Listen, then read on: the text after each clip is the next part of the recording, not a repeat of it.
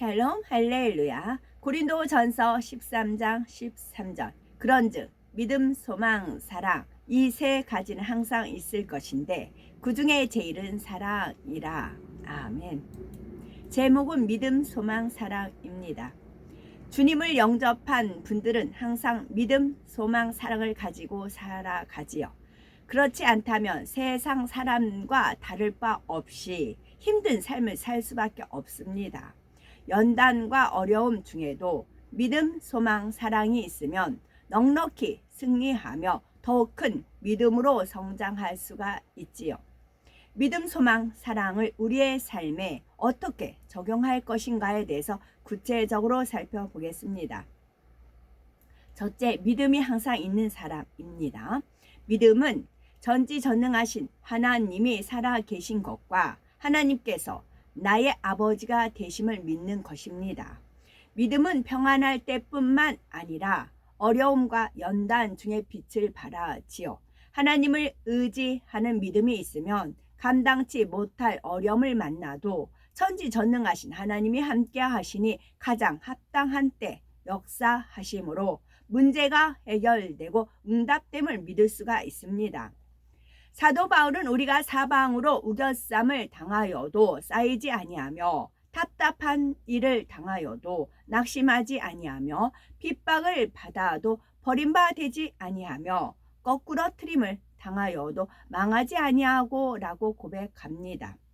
그는 주님을 위해서 충성하다가 많은 핍박과 모함을 받았으나 믿음이 있으므로 낙심하지 않았으며 오히려 주님을 위해 당한 고난을 영광으로 여겼습니다. 이것이 참 믿음이지요. 현실의 어려움을 보는 것이 아니라 나를 위해 기도하고 응원해 주실 주님과 그것을 허락하신 하나님의 뜻을 생각하니 기쁨으로 승리할 수가 있는 것입니다.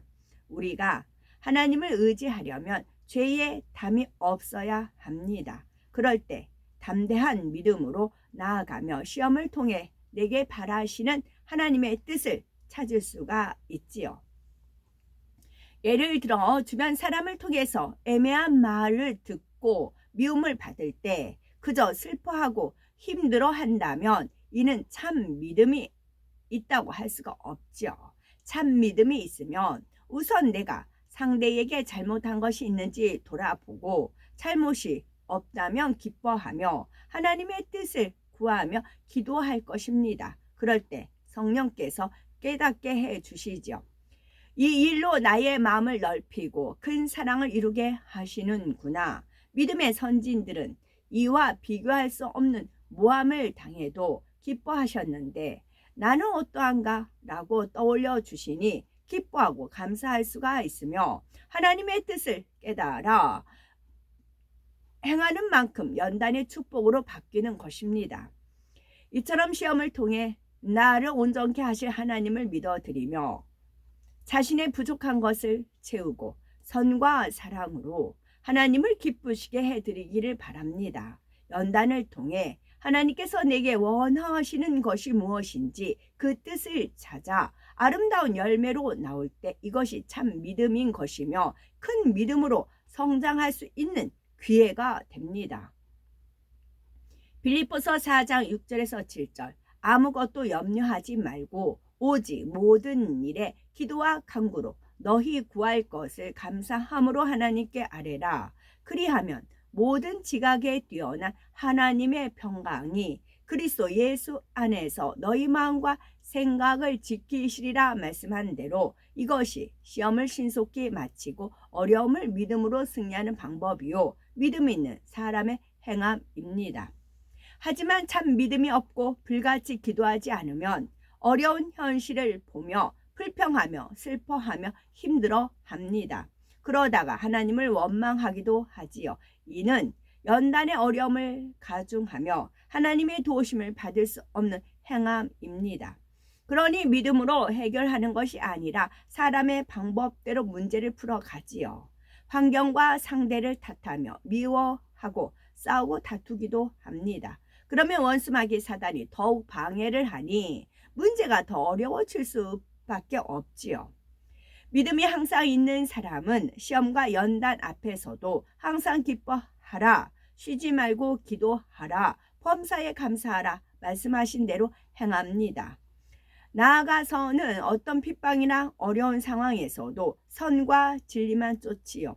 애매히 어려움과 공경을 당한다 해도 하나님을 의지하여 오직 선과 사랑으로 낮아지고 희생하지요. 그럴 때 하나님께서 내 편이 되어주시니 문제도 신속히 해결되며 더 큰 축복으로 갚아주십니다. 이는 다윗을 통해서 더 잘 알 수가 있지요. 다윗은 자신을 시기하며 괴롭히는 사울 왕을 죽일 수 있는 기회가 주어졌어도 오직 선만 쫓았습니다. 사무엘상 24장을 보면 사울 왕이 다윗을 죽이려고 3,000명의 군사를 데리고 왔을 때 도리어 다윗이 사울을 죽일 수 있는 기회를 얻게 됩니다. 이때 다윗의 사람들이 사울 왕을 죽이자고 말하지요.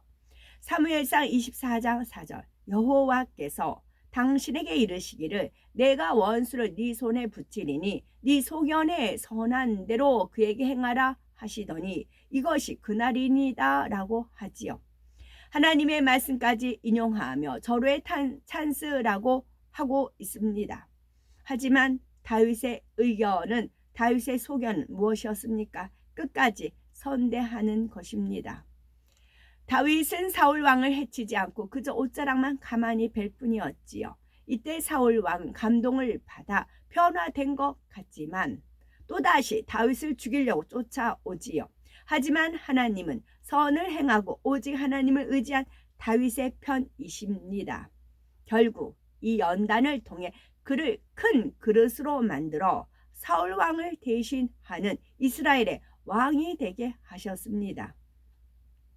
이처럼 연단과 어려움이 올 때 선한 사람은 괴로움만 당하고 죽임을 당한 것 같지만 결코 그렇지 않습니다.